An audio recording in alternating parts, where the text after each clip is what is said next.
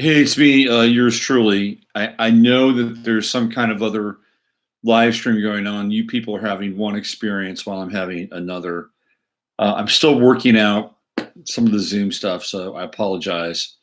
And if you can draw your attention or bring your attention over here to this world, that would be great. I'd appreciate it. Ah, we got 10 people there. All right. Great. Excellent. Thanks. Thank you for coming over, and I apologize for the mix-up. I've had a pretty hi Sidge. Hello June. Hey, we're here.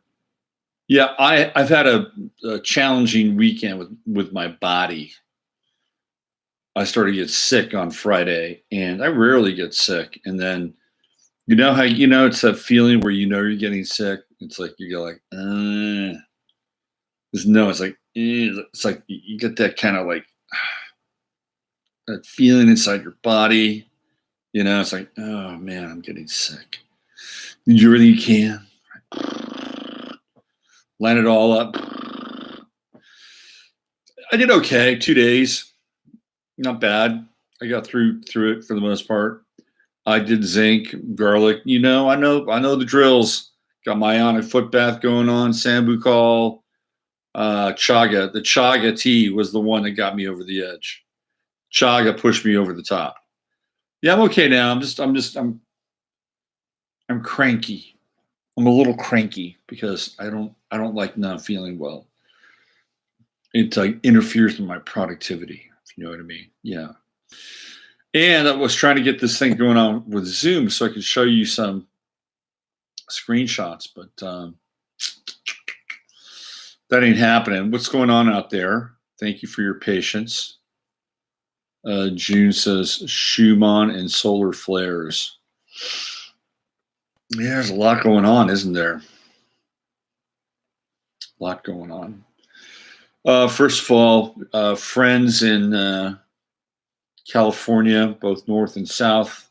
I don't know what to tell you, except that you probably are going to be dealing with these fires for a long time to come until ultimately the population is redistributed. You know what I mean?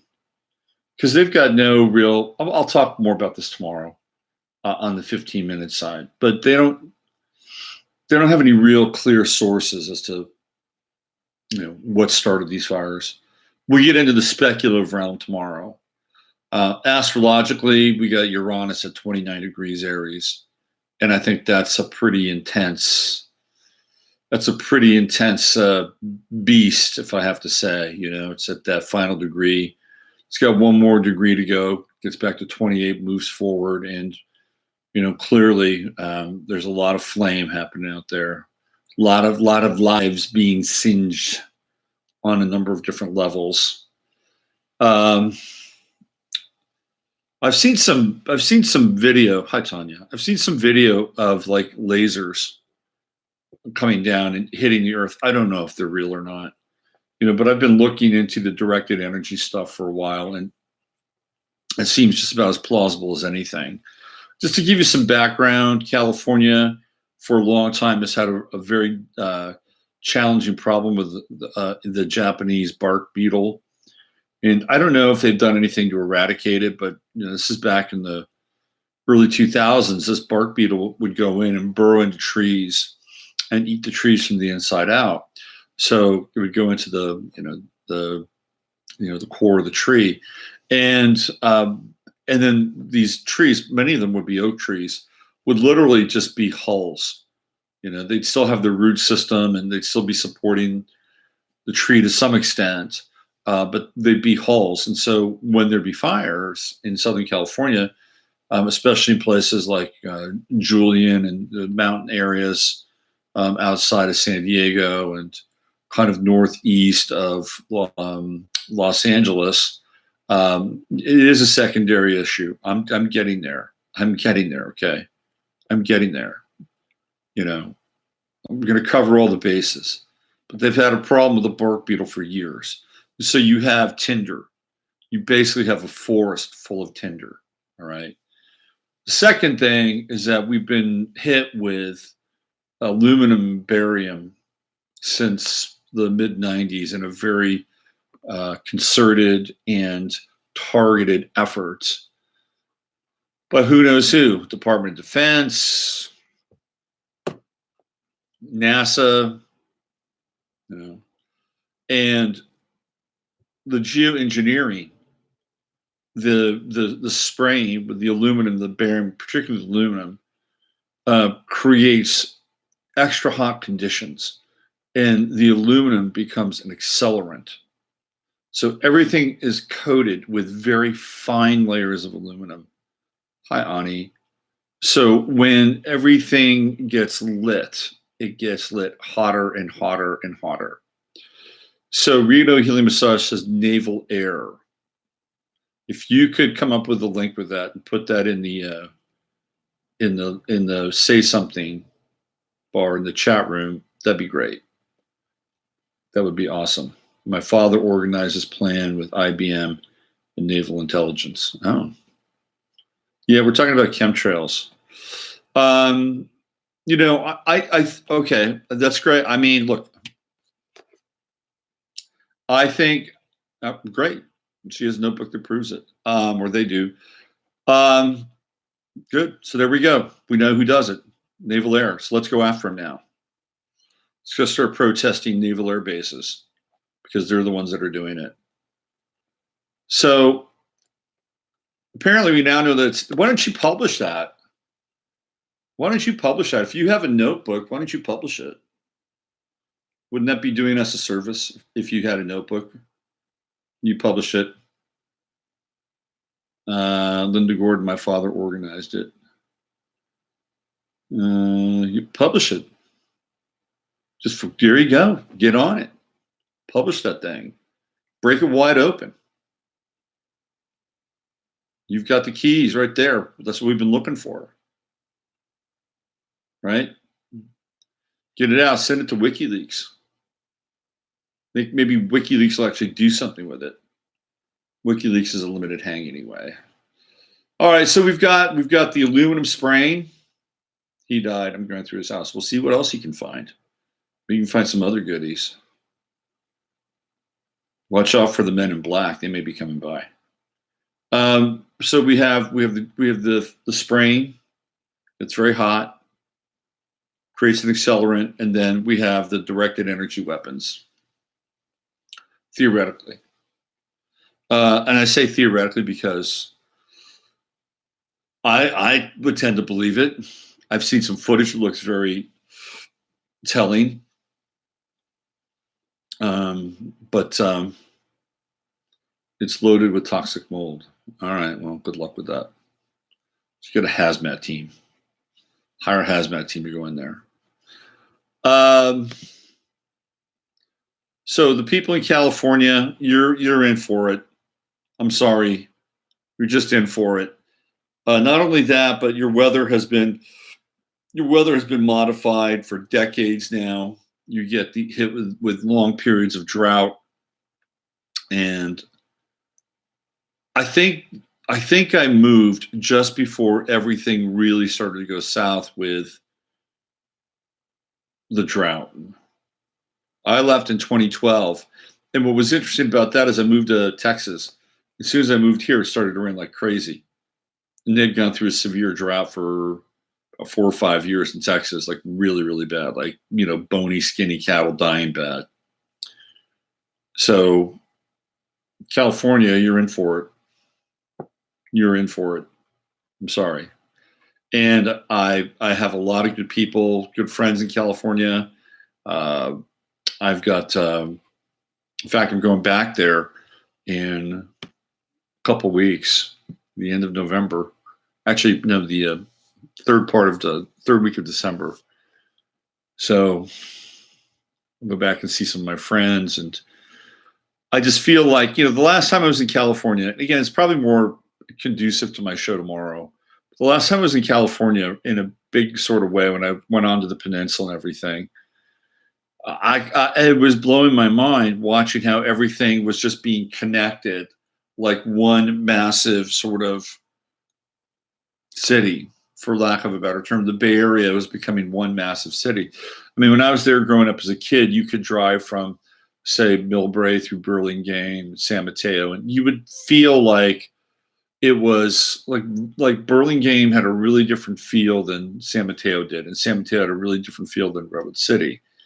And you kind of felt like you were going through these little temporal zones and these little kind of microclimates and everything. And when I was there last time on the peninsula, kind of really checking it out again, it was 2 years ago, and man, it was weird. It was like everything was connected. They didn't have that micro sort of diversity that you know. It was just strange. It just feels like, because the Bay Area is a trip.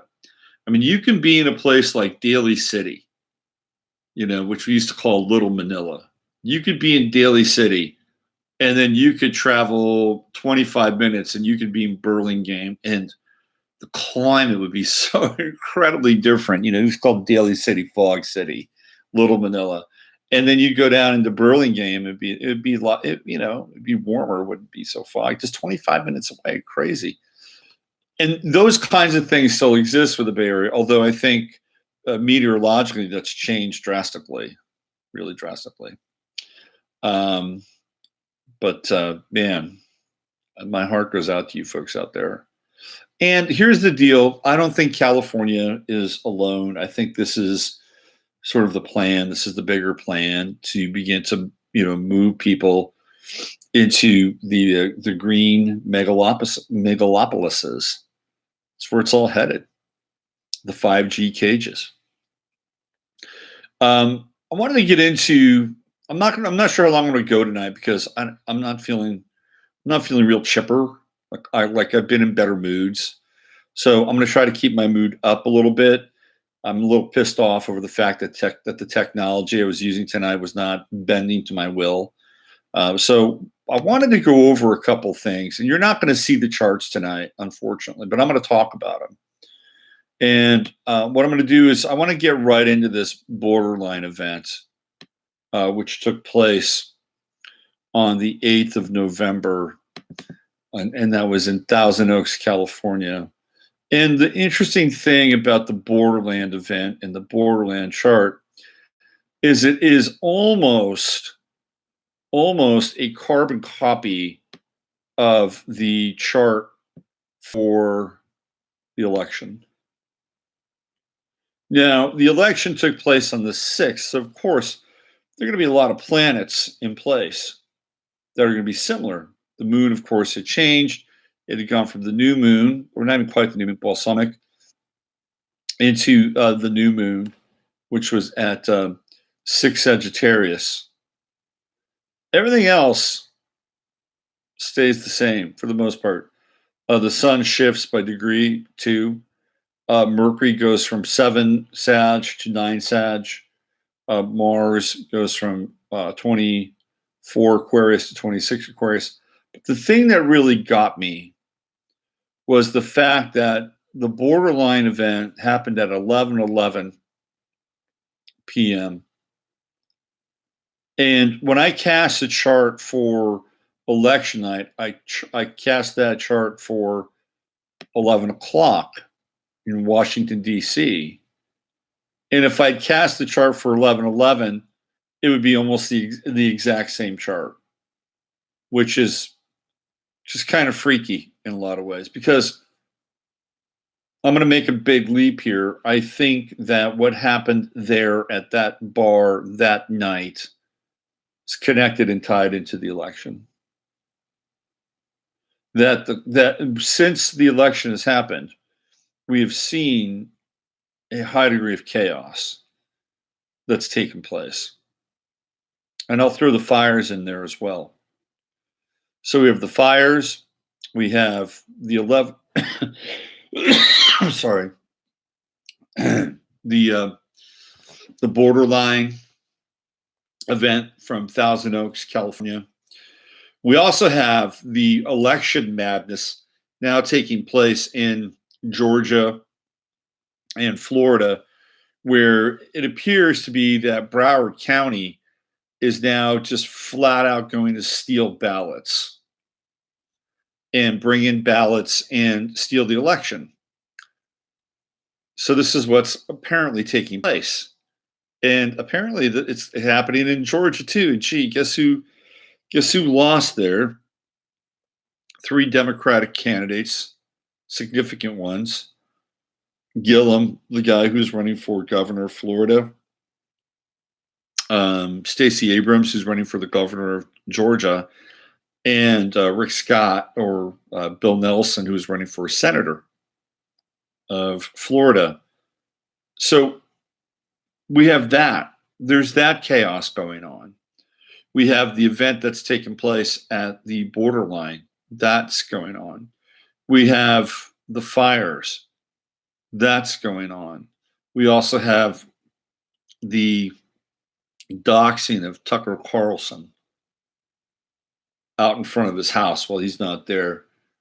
That's going on. So there's a lot of chaos going on. If you look at the charts, which I'm sorry I don't have right now, but if you see the charts and you can reference the chart for, I wish I could just drop these charts right into the chat box. Anyway, let me just describe both of them. So the chart that I drew up for election night at 11 p.m.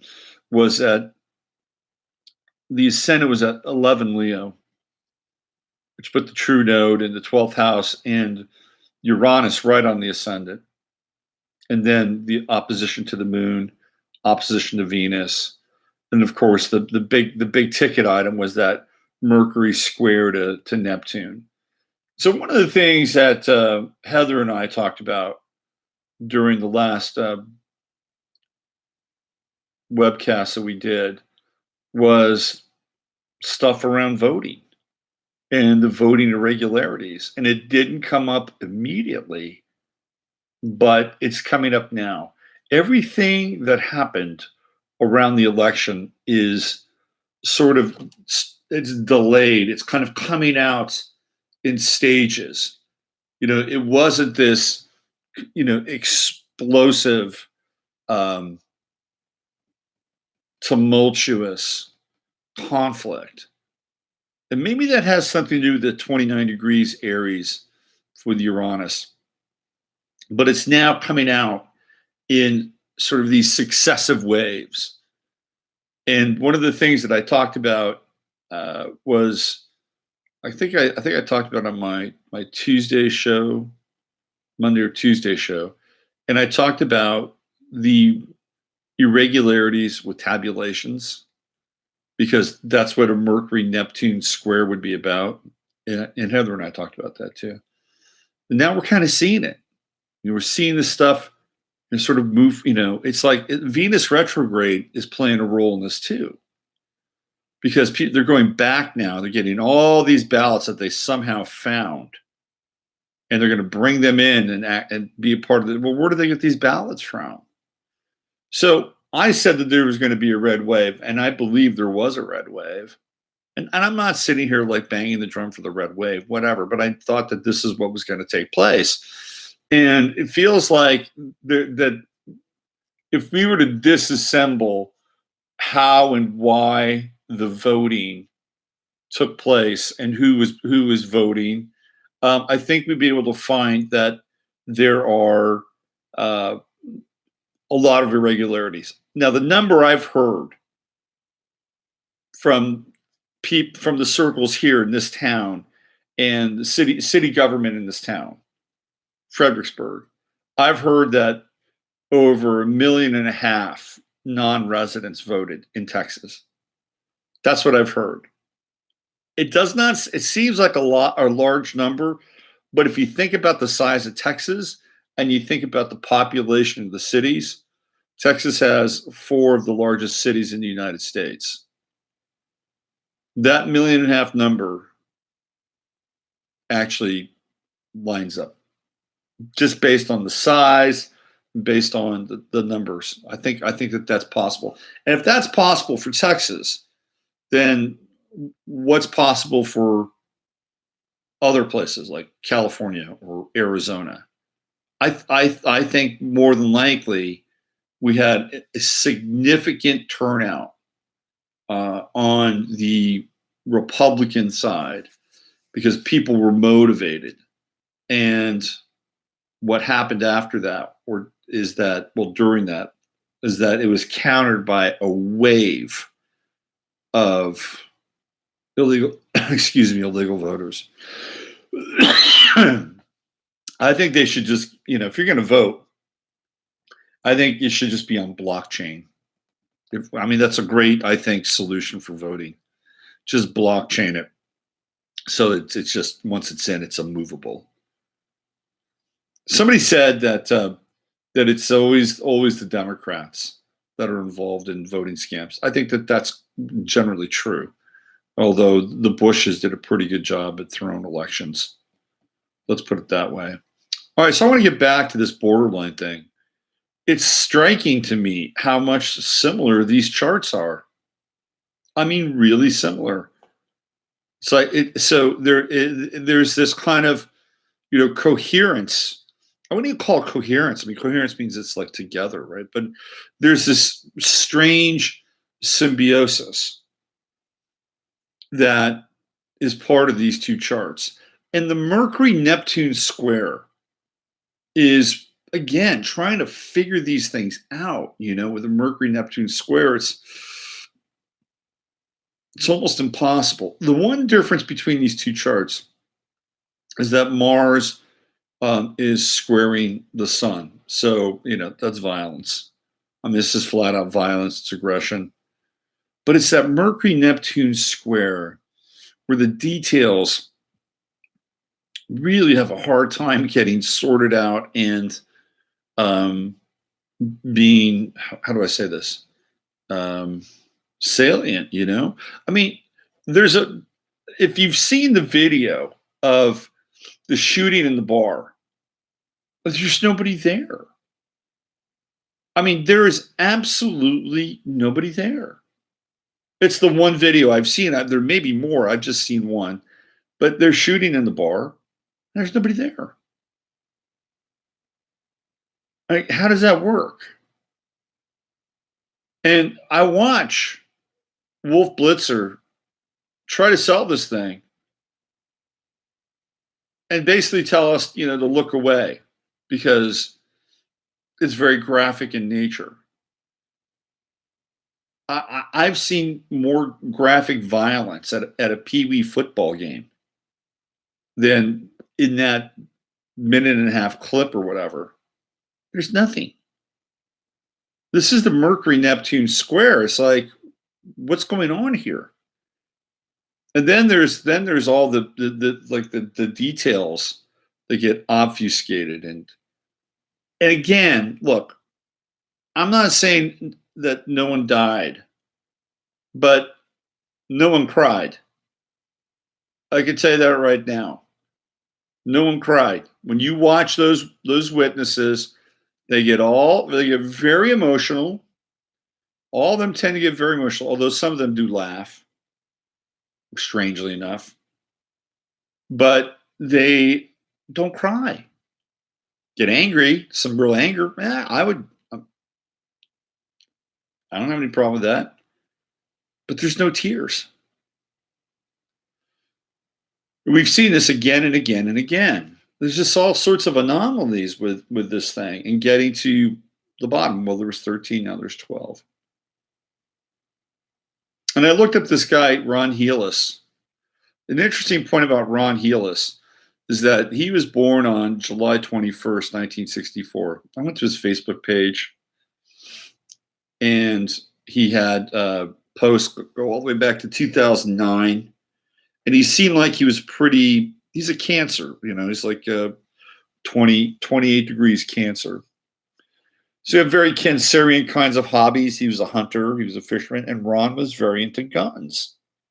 Ron Healis was very into guns. He had a course that he taught, and it was a gun safety. We went through all this stuff with guns. And he taught it, I think, to the other sheriffs or deputies, deputy sheriffs, whoever they are. But he also taught it to civilians, taught it to people that weren't in the sheriff's department. He was a big gun guy. You know what else he was? He was anti-immigration. They won't tell you that, but he was anti. Is it interesting that somebody he was railing on about DACA on one of his posts? I think I even have it. What does he say? Hold on. And find this thing. I think I just ditched it. What's today? Where's hold on. He was not into DACA at all. Well, I'm gonna find this thing. I think this is it. Hold on.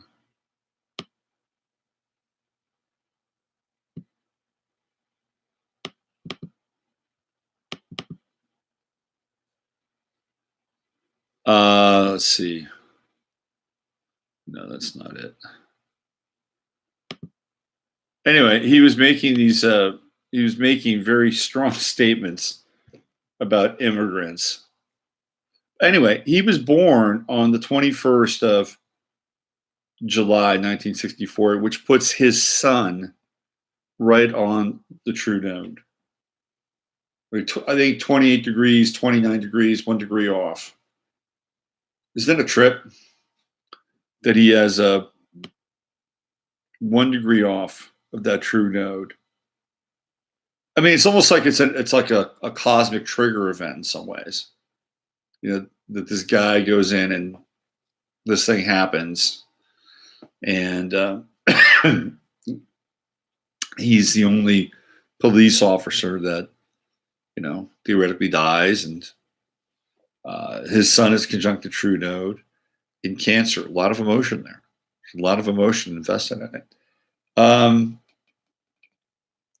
The one thing I wondered though about him and about the event was he seems, if you go and look at his Facebook page, he seems like he's a very by the book guy. Why would he run in? I mean, wouldn't it just be procedure if you have an active shooter to wait till SWAT gets there? I mean, they're probably there within 5 minutes, right?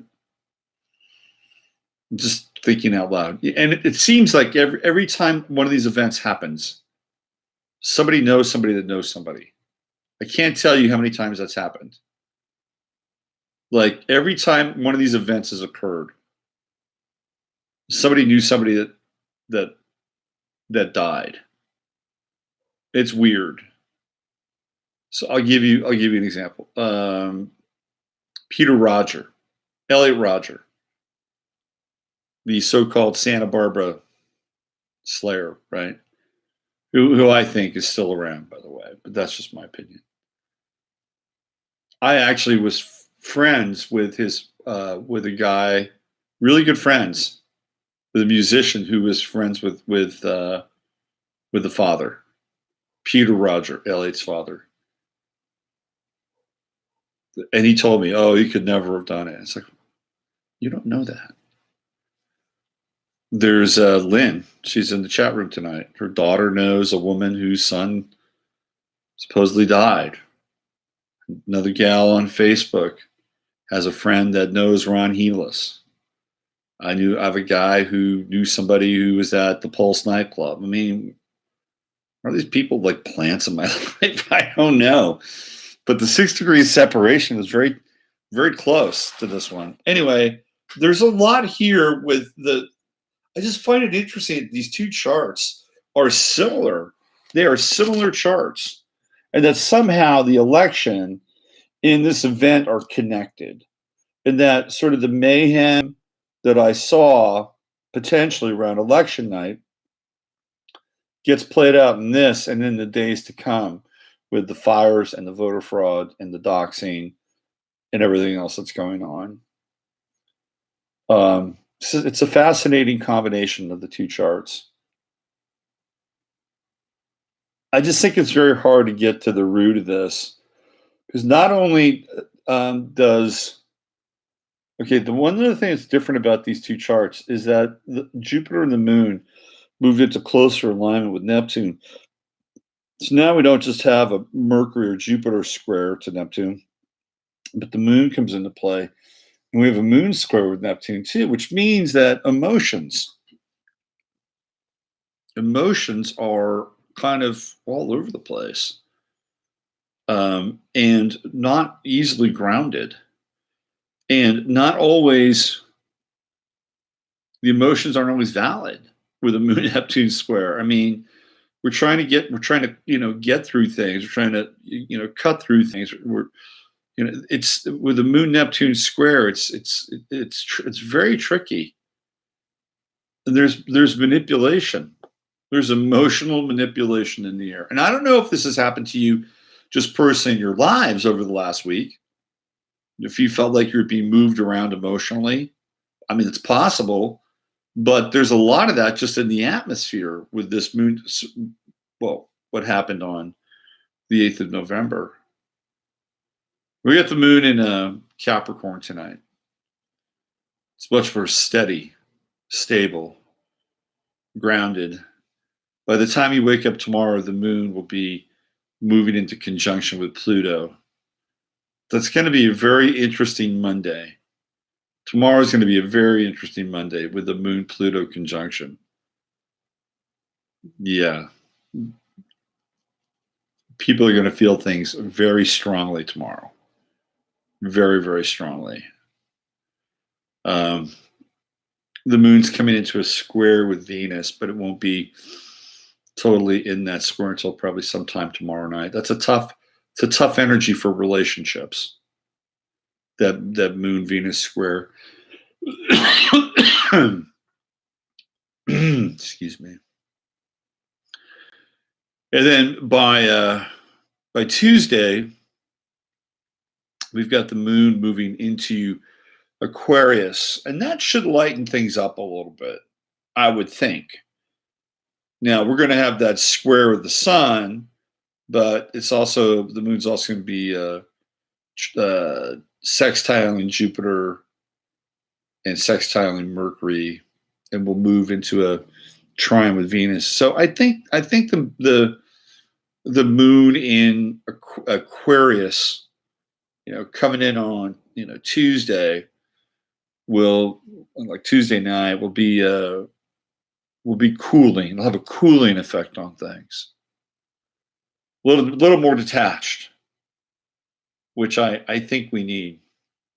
Everything is very hot right now. Very hot, very emotional. Tomorrow's going to be very dramatic. I think if you're going to really try to stand up for something, here's what I say about tomorrow. Pick your battles wisely. Okay. Pick your battles wisely. If you need to dig in on something, make sure you're really digging in for the right thing. Now the moon will move into sextile later tomorrow afternoon, and that'll balance things out a little bit. But yeah, if you're going to throw down emotionally and you're going to make it count, then I would say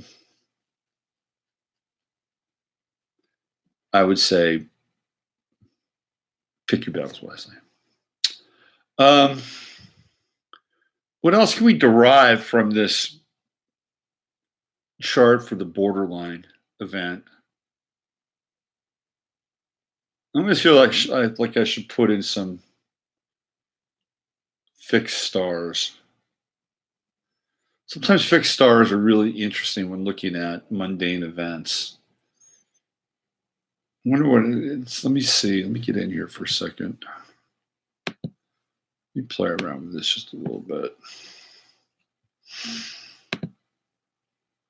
I'm going to throw in a few fixed stars here. Give me 1 second. I put up a video of Madonna doing Borderline, that song Borderline. And I can't get it out of my head. Is that a catchy tune or what? There's some old school Illuminati symbolism in that song as well. Let's see. Antares. I'm always interested in where Antares is with certain events. Let me just throw Antares in there. Antares is like Mars. It's very Mars-like energy. There we go. Look at that.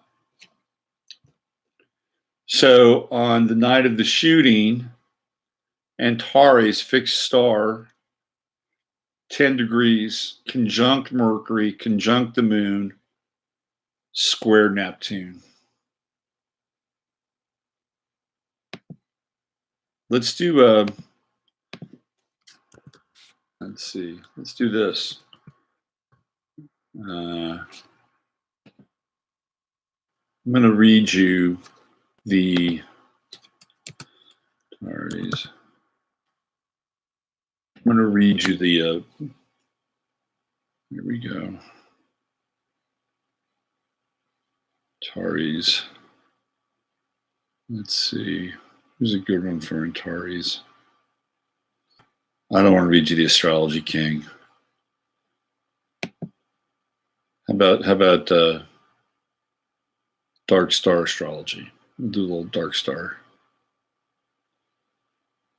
So Antares is the alpha star in the constellation Scorpio. It is literally found in the heart of the Scorpion at 947 Sagittarius. It's moved a little bit. It's at 10 now. Fixed star Antares represents one of the important 4 archangel stars. He is Oriel, the Watcher of the West. Befitting its lofty angelic status, Antares also looks awesome, a flaming red binary star.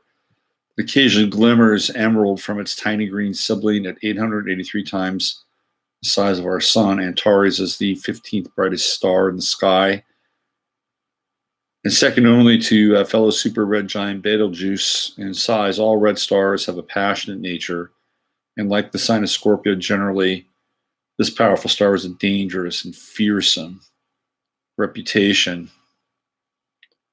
Let's see. Robson says it causes malevolence, destructiveness, liberality, broad-mindedness, evil presages, and danger of fatality, and makes its natives rash, ravenous, headstrong, and destructive to themselves by their own obstinacy. Antares, or anti-Aries, means the rival or equivalent of Mars. This could be because, like Mars, Antares shimmers a blazing red color in the sky, and by all accounts, its nature is similar to Mars. Mars is also the traditional ruler of Scorpio. And this Mars energy is a night energy. It is more subversive than the raw Aries Mars. The Ebertines say Antares makes people tough, belligerent, pugnacious. This is an important star for military personnel.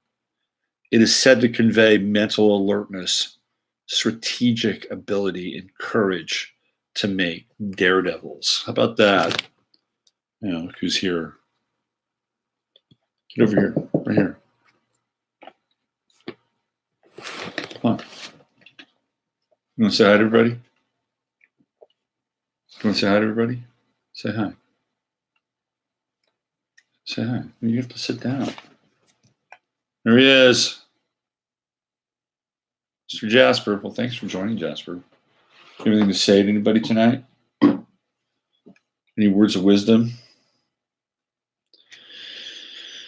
So we have Antares tonight, or not tonight, but Antares was conjunct Mercury. I'm sorry. Yes, conjunct Mercury, conjunct the moon, and conjunct Jupiter on the night of the borderline shooting, or the event at the borderline. We'll read this again.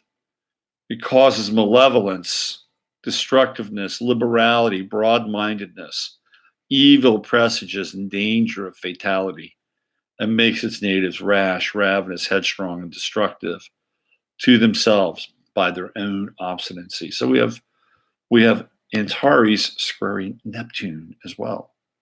That's what was going on. That's the fixed stars they're interesting.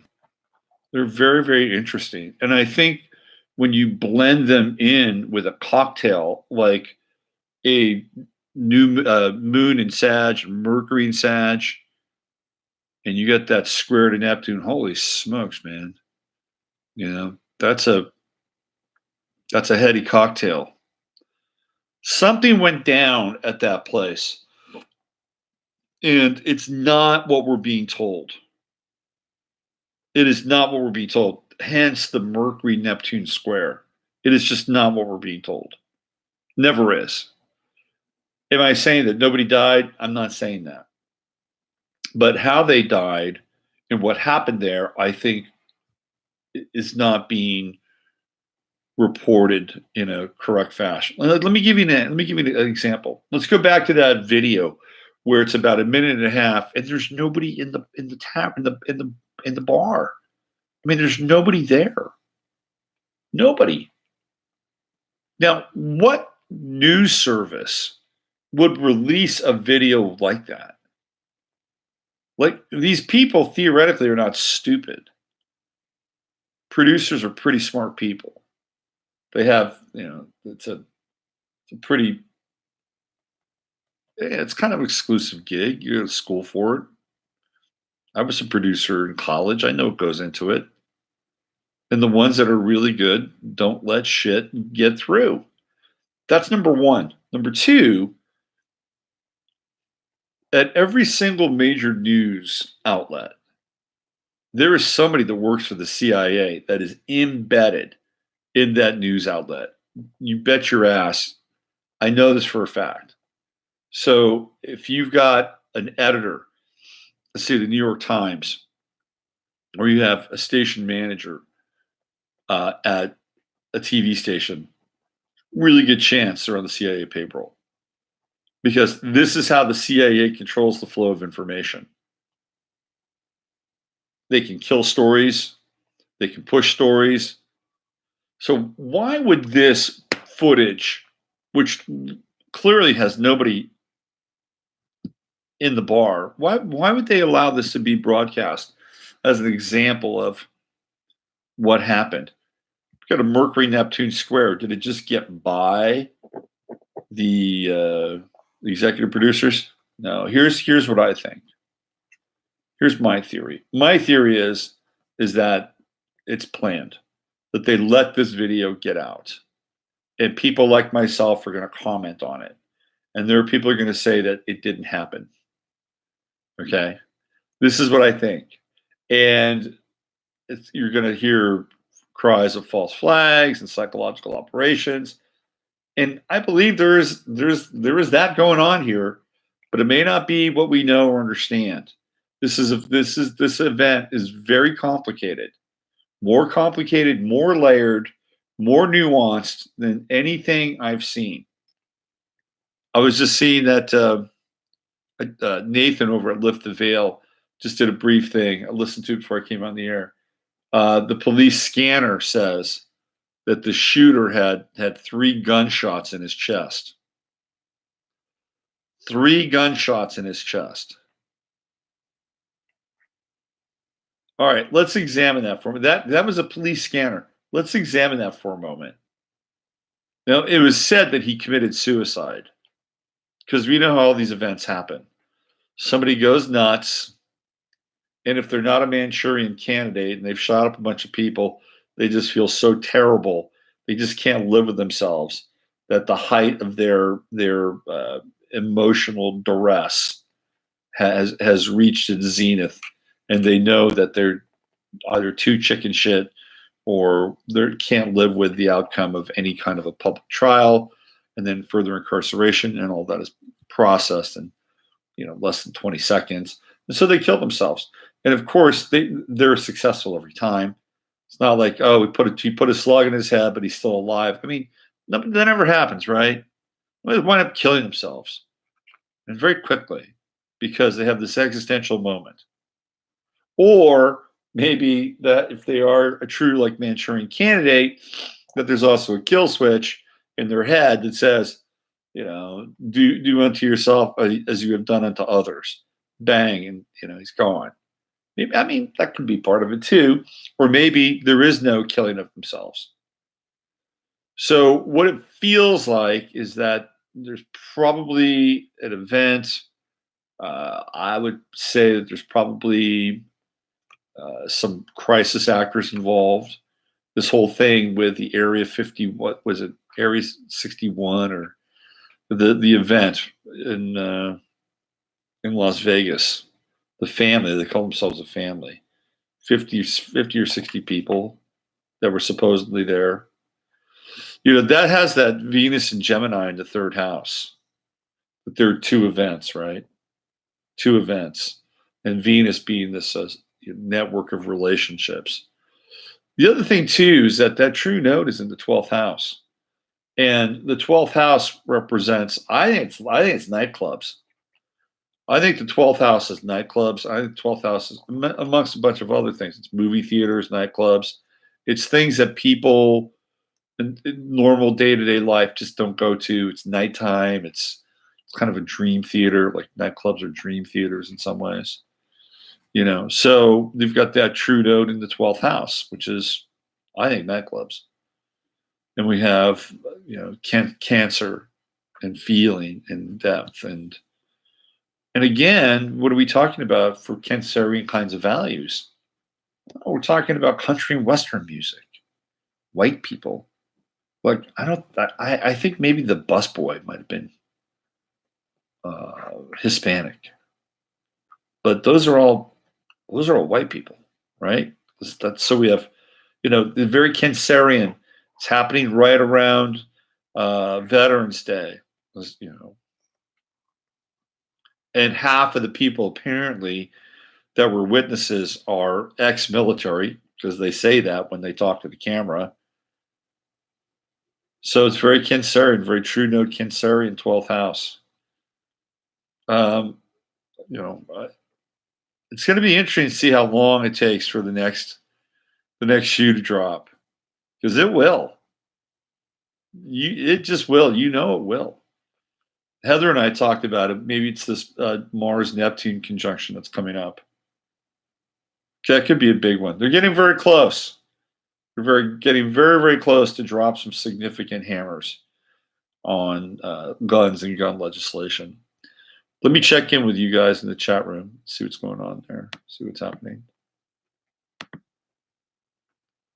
Cancerian country, absolutely.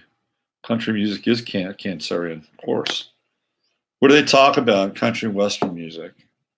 They talk about their mama, their papa, their baby, their sweetheart, God, country, right? Those are the time-honored themes of country and Western music. My boyfriend has a 12th house node, and he has worked for a lot of it's 12th house, nightclubs, 12th house. Hey, Charles, what's going on? Yeah, what's the night tab total? Trying to escape real life for a while. Robert, could you put Algol into the chart? Okay, I've got a request. A request for Algol. Let's go. Let's put it in there. I think Antares was a good hit.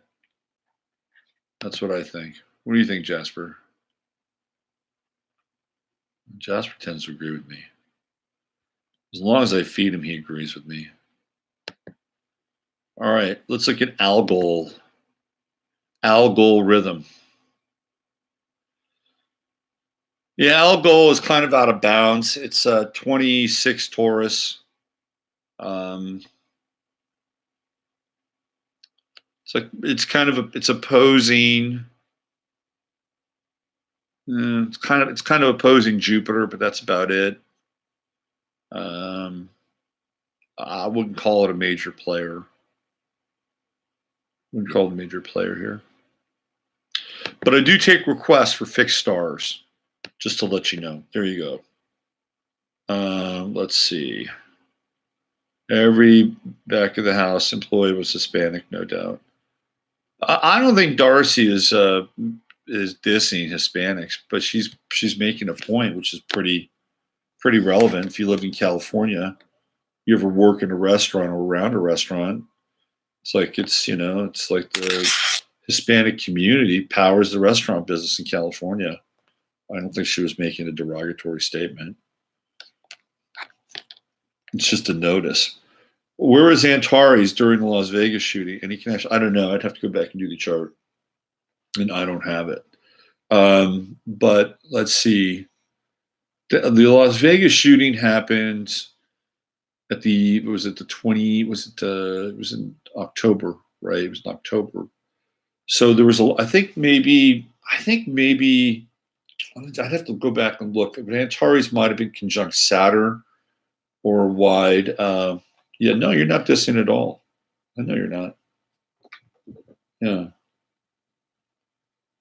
Yeah. She's just making an observation. And if you live in California, you just know that the restaurant business is populated and employed by Hispanic workers, chefs, cooks, busboys, waiters, you name it, dishwashers. I used to work there. I totally get what you're saying, Darcy. What else do we have here? Cancerian country, anything else?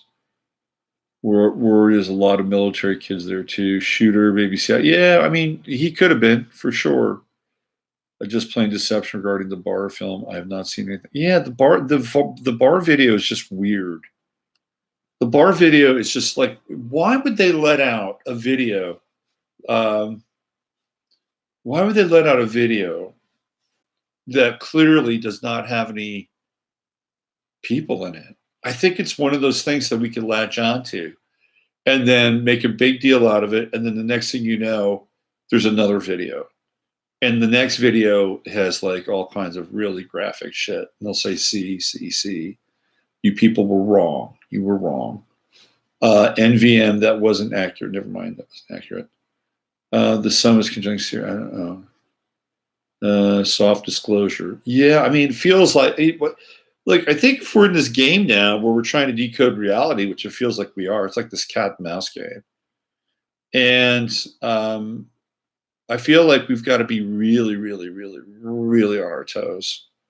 And that's why astrology can be very interesting. Really interesting. I think it's a trap, actually. I think it's a honey trap of some sort. Not even a honey trap, it's just a trap. But it's worth noting, worth looking at watching the video just to see there's nothing there. There's nothing there. Anyway, it's very hard to kind of get through this because of the Mercury-Neptune square. And we've set this up ever since Neptune went into Pisces in a lot of ways. I mean, sure, Neptune was in Aquarius before that, and it had its own sorts of kind of high strange. But when it's in its own sign, the energy and the overall sort of vibe around Neptune and Pisces is just it's like, you know, it's squared. You know, it's like Neptune squared, and we get all this Neptunian sort of gauze and haze and smoke and mirrors, and it's very hard to get through things to try to understand really what's going on. It can be really good and interesting to build your intuition with, you know, really good I mean, this is a very powerful time to do that. You can make leaps, but you've got to be good at making those leaps. Darcy says 2 military bases are in the next county. So Emily was telling me, Emily laid some shit on me this week, a couple days ago, yesterday actually. And Emily lives, by the way, not far from the borderline. And I haven't talked to her in a couple days. I think she's okay. But she grew up in an area called Chatsworth. And her and her buddy, Jeff Gates, who does some trippy cosmic stuff, right? Interdimensional stuff. They went back there, and this is where Emily believes that she had had her MK Ultra experiences as a kid. And she says that that Chatsworth, the way it looks like Sedona, and it feels like Mars. And she went to the same school as Andrew Basiago. And you guys know who Andrew is, right? So there's a very interesting thing going on. I believe Boeing has some kind of facility in Chatsworth. Honestly, it's hard to trust anyone who insists on PC. Oh yeah, I agree. Yeah, so Emily's got a connection with Basiago. Anyway, she went to this place and kicked around this place just before all this shit started to happen. It's like this strange kind of almost, Montauk kind of place in Chatsworth. And then all this shit starts to go down after her and Jeff start doing some, I'm not saying that that they were the cause of it, but Emily's right in the middle of all this right now. So it's very, very intense. Annie says Neptune has been riding on my Saturn, my second house. Ah, man, that's tough. That is a challenging aspect. But you'll get real about your money, won't you? You'll get very real about your money. You'll get very real about your finances. Not a lot of frivolity. But you can also grow a lot spiritually with the Saturn-Neptune conjunction in the second house. Like, that's one of those aspects that is very powerful. And, it comes around every, 30 years, right? So it's a real anchor. It's a real anchor for you to, ground. Because Neptune's going to be spiritual, And I'm assuming you have, Neptune... So you have Neptune. Let's see. So Neptune. Oh, you have Neptune in Capricorn. So you're a millennial, Ani. Am I right? You're a millennial. Yeah. About life, which can change the world. It says, "Going big to the present to see the truth about life, which can change the world." From page 1. Every now and then, somebody comes by and drops stuff like that here inside the chat room. So go check it out. The present. So, well, Dave, thank you for coming by and dropping that. Dave, is this your first time here, Dave? Just curious. Ceres is opposite Uranus right now. Kickstart rebirth. Sounds about right. Making money after hardship feels like it's softening after that. Saturn, Neptune, and Scorpio. Look, I think if you've got Saturn conjuncting Neptune in your second house, you can grow up real fast, get very mature very quickly, be super pragmatic, and get a lot of wisdom as a result of that. I think it's actually a very profound transit.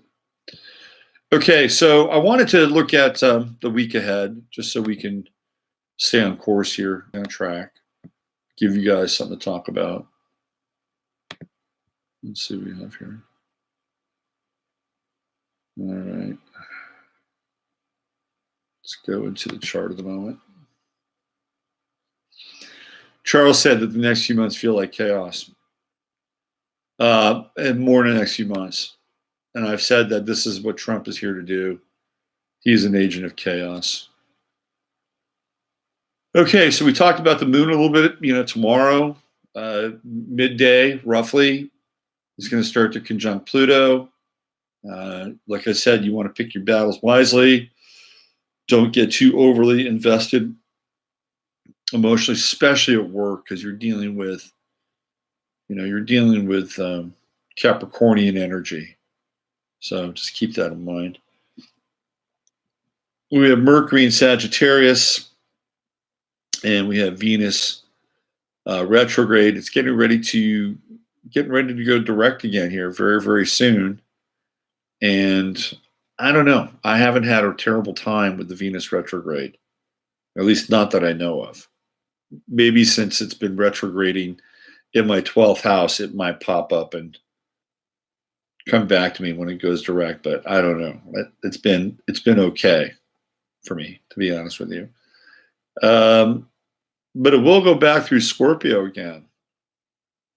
So now we're going to try to achieve some kind of stasis or balance for a minute or two before it goes forward and we move back into Scorpio.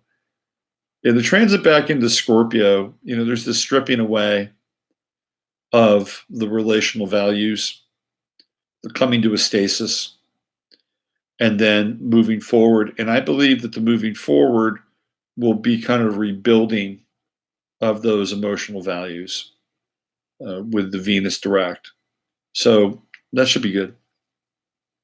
Don't be afraid of it. Puts things back into place. We have Mars in Aquarius getting ready to go into Pisces. and that'll be interesting shit. You know, we got Mars, violence, aggression, guns in Pisces. Maybe we'll have a false flag or one of these events with water pistols.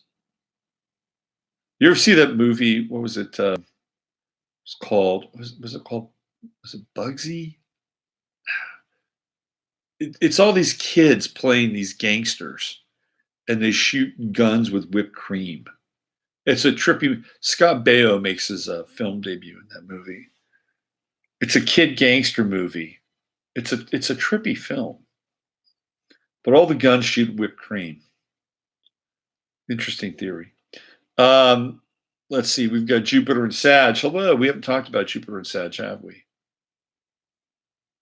I'm liking Jupiter and Sag. I've been trying to redo my website. If you've been to my website lately, I'm like the last 24 hours, I'm playing with all these different templates, and I'm trying to find one that actually works because I need to redo some things. And this is my way of expanding my online publishing efforts. So if you go to my website, bear with me. I've got like 9 years of writing on that website. I'm trying to find a way to get it like out there more so people can read some of my older stuff, which I think is still pretty good. But it's Jupiter and Sag. We're going to be here now for a whole year. And at the very least, we can wax philosophically over the perils of our times and maybe hoist a cold beverage that is fermented by some process, or perhaps distilled, and we could all hoist a glass or a chalice or a good mug, so that we can toast to better times. The better times are here. We cannot always be defined by our outer reality, by the world around us. In fact, that's quite often a trap, to be honest with you. So it's really important to understand that. And I was reading a piece online. It's ironic. I was reading a piece online about how being online makes you feel lonely and depressed. But they were really saying is that the social networks, social media, the effect of social media makes you feel lonely and depressed. I was off social media for about a few weeks ago. Man, did I feel good. I felt really good. I was like, man, I don't have to worry about this. I don't have to worry about that. It was fantastic. It was really fantastic. So I would say that it's important to not be so thoroughly attached to the events of the outer world. And we can decode them, we can bring them up, we can look at them, we can have our mundane discussion about them astrologically. And one of the good things that does is it airs it out. So that it's like having a musty old rug. We just get to air it out. And I think that's a good thing. But we cannot be defined by the outer world, because we'll be lost. I'm sorry. I mean, if you were a person right now who was really following everything that was going on in the world without any kind of filter, without any kind of internal strategy, you would be like a ping pong. You'd be like a pinball. You'd be slamming around off all these bumpers, and eventually you'd hit full tilt, right? So, we cannot be defined by the outer events. We can look at them, we can disassemble them. There's no going back, by the way. We are not going back. We are not going back to whatever the world was before 11/9/2016, when Donald John Trump got elected. It ain't happening. And what happens after this now changes everything. And you're along for the ride. And there are some, I think, incredibly powerful opportunities that are available if you can roll with the energy It's a lot of energy. Not all of it's good. There's a lot of energy right now. You could use that energy to apply it to your life. You can improve things. You can face things. You can liberate. I mean, there's a lot. There's a lot that can take place. And Jupiter and Sagittarius gives us a launching pad for a lot of that to happen, or at least have the discussion around it. So take heart. Don't spend too much time getting stuck in the events of the world. It's not worth it. It's just not. But it's always interesting to check in to try to see what they're up to. Look, I think that I believe we're in a war, and I've been saying this for a while now.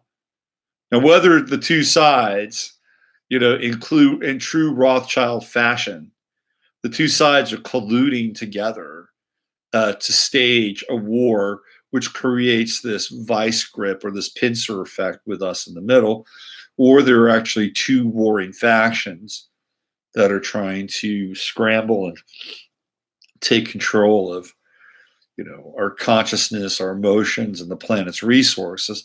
We're in a war. We have been. I mean, once Trump got elected, this war kicked in for whatever reason. Okay, it was on. It was on, and it's been on ever since. It was probably on before then, except we didn't have such a polarizing figure to bring it out. It's crazy too, right? It's like this Mercury-Neptune square. See, it's not just like us, theoretically us, looking at what happened in a nightclub in Thousand Oaks, California. What about this Jim Acosta thing with Trump and the woman? Now, the Democrats and the progressives are out there saying that Trump and Sarah Sanders Huckabee or whoever altered the video so that Acosta actually didn't touch her, that they did something to somehow create a slowing down and a speeding up, and Mercury Neptune square. And we've been dealing with the whole fake news. The fake news thing really started when Saturn started squaring Neptune. I mean, that's when the fake news thing really, picked up some steam. Saturn and Sagittarius squaring Neptune and Pisces. That's when we was like right in the face right there, right? And it's been with us ever since. But here, that Mercury Neptune square, that's being applied to this Jim Acosta thing. It's crazy, huh? Crazy. Saturn's in Capricorn at 5 degrees. We're going to get 25 more degrees of our friend, our dear friend, the Saturn in Capricorn. I got my Saturn return coming in January. My second Saturn return. Numero dos. I'm okay with it. I'm really okay with it. Sometimes you just gotta be okay with life. And at the same time, also want to do better and improve, and, right? Reach for something higher, but be okay at the same time. Speaking of which, "Don't Worry, Be Happy." Wasn't that the song was being played at the borderline? "Don't worry, be happy." Interesting. Uranus in Aries, 29 degrees. It's been a hell. It's been hellish with Uranus going back in Aries. I just got to say, it's been hellish. Absolutely hellish. Isn't it interesting that the deputy sheriff, his last name is Helus, Hellus. Isn't that weird, right? Hellus, Hellas, hellish. But ironically, they pronounce it Helus. But if you didn't know that that's how they pronounce it, you could easily say Hellas, right? Or Hellus. Interesting. Neptune, aforementioned Neptune in Pisces. That's retrograde 13 degrees. And God, Neptune. What can you say about Neptune, man? Neptune is taking way too long to get out of my fourth house. Let's put it that way. Way too long. What about this week? Well, Mercury's going to come up and get closer to Neptune and square it even more. 2 days from now, we're going to have a real tight Mercury-Neptune square, and I'm sure the lies will just be ricocheting off the walls. So what is that going to be? The 13th? Pay attention to the media on the 13th. Let's see what happens on the 13th. What people are saying. What kind of cockamamie fairy tales they're coming up with. Maybe somebody will get exposed on the 13th. You never know. But that's when Mercury's going to be in exact square with Neptune. Pluto at 19, Capricorn. We've got a nice sextile between the Sun and Pluto right now. And that's those are sextiles are to be acted upon. So, how would I use the energy? I would work on going deep. Work on going deep. Wherever the Sun is right now, it's in my 12th house. Wherever the Sun is in your chart, wherever Pluto is currently. So for me, it's going to be 12th to the 2nd. So I'm working behind the scenes trying to get a new website up. Tinkering, activating, transforming how ultimately my website will appear to the world. That's what I'm working on. You've got your own thing you can work on. True Node and Cancer 29, talked about that a little bit. And Chiron at 28 Pisces. We're back into the realm of the victim, the martyr.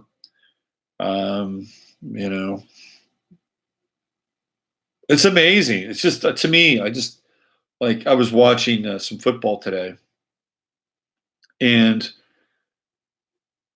the NFL studios, the NFL Network has their studios not far from Thousand Oaks.